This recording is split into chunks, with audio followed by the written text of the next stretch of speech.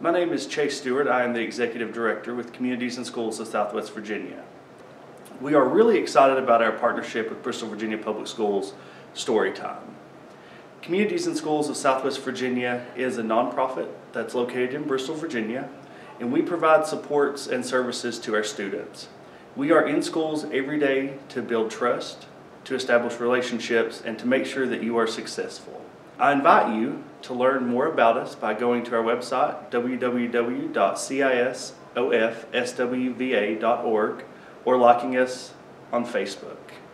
We hope you enjoyed the story. Good morning.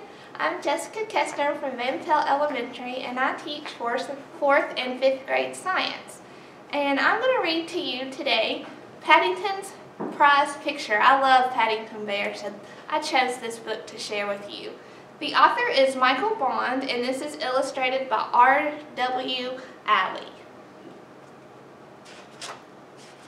Paddington's prize picture. One morning, Mrs. Brown sent Paddington to the market to buy some oranges. Paddington was well known in the market. The traders always saved their best fruit for him, and he always thanked them for it. When he was done shopping, Paddington visited his friend Mr. Gruber. Mr. Gruber's store was filled with old things, but he always had something new to show Paddington. Mr. Gruber was very busy. He was washing a painting. On one half, Paddington saw a picture of a boat. On the other half, Paddington saw what looked like a hat. "Just you wait," said Mr. Gruber. "There's more to come." "I've never seen a picture like this before," said Paddington. "That's because one picture is hidden under another," Mr. Gruber said. Paddington had a great idea. He'd hurried home as fast as his legs would carry him. Paddington looked for the picture Mr. Brown had been painting. He wondered if this one had another picture under it too. Paddington began to clean. The boats and blue sky disappeared, but there was nothing underneath. The beautiful picture was now a stormy sea. Paddington decided to fix it. He found some brushes and an old box of paints. Then Paddington set to work. He started to paint the boats in the lake. He carefully filled in the spots he had cleaned. Paddington stepped back to look at his work. There was no lake. There were no boats. He reached for the paints and began again. At dinner that evening, Paddington was covered in orange spots. "I hope you're not getting sick," said Mrs. Brown. She sent him to bed early just in case. The next morning, everyone was happy to see Paddington's spots were gone. "I have news," said Mr. Brown. "I have entered a painting contest. You must all come to the show." The art show began. The judges looked at all the paintings. Mr. Brown loved paintings, but he never won a prize. "This could be it," he said. The whole family was excited. The judges announced the winner. It was Mr. Brown, but Mr. Brown looked confused. "This is not my painting," said Mr. Brown. "There must be some mistake." Paddington's painting on Mr. Brown's canvas won first prize. The judges showed Mr. Brown his name written on the back. Mr. Brown accepted his prize. "I think I will donate my prize to the House for Retired Bears in Peru," he said. Paddington beamed. "My Aunt Lucy will be pleased. She likes happy endings." "Don't we all?" said Mrs. Bird. So I found another one. I loved the Berenstain Bears, so I'm going to read you the Berenstain Bears Sleepover by Jan and Mike Berenstain. The Berenstain Bears Sleepover. Sister and Brother Bear were having a sleepover. Lizzie and Barry Bruin were sisters and brothers' best friends. They were going to spend the night. Lizzie and Barry's parents brought them to the Bears' treehouse. "I hope Lizzie and Barry sleep well tonight," said Mrs. Bruin. "We'll make sure they don't stay up too late," said Mama Bear.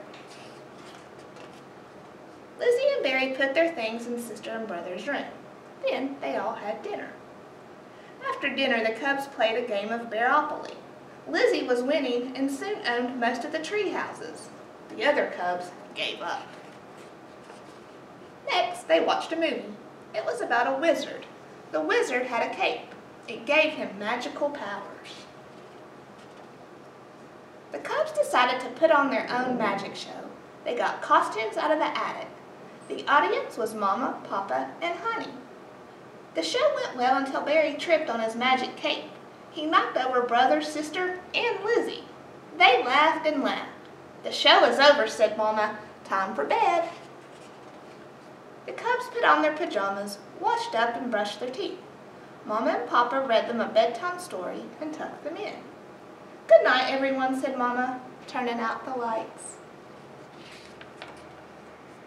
Mama and Papa went to bed and were soon asleep. But the cubs were not at all sleepy. Brother got out his flashlight. "Let's tell spooky stories," he said. Mama woke up. She thought she heard something. She woke Papa, and they went to the cubs' room. Sister and Lizzie were hiding under the covers. Brother and Barry seemed to be sleeping. "What's going on here?" asked Papa. "Brother was telling a spooky story," said Sister, and Lizzie got scared and yelled. "That's enough spooky stories," said Mama. "Now everyone go to sleep." Mama and Papa went back to bed. Mama heard something again. She woke Papa, and they went downstairs. They found the cubs in the kitchen eating snacks. "It's too late for snacks," Mama said. "Back to bed." Mama and Papa went back to bed again, but Mama heard a sound in the bathroom. She woke Papa. They found Sister and Lizzie putting on Mama's lipstick. Brother and Barry were covered in Papa's shaving cream. "That's enough of that," said Mama. "Back to bed." Now the cubs were worn out. They went right to sleep. Mama and Papa sat outside the cubs' room all night. They did not get much sleep. The next morning the cubs slept late. At 11 o'clock, Mr. and Mrs. Bruin came to pick up Lizzie and Barry. "I was so worried about them," said Mrs. Bruin. "I didn't sleep a wink all night." "Neither did we," said Papa, his eyes closing. After Lizzie and Barry went home, Mama and Papa sat down on the sofa. They were soon asleep. It was Mama and Papa's turn for a sleepover. I hope you enjoyed both of those books. Those are fun things.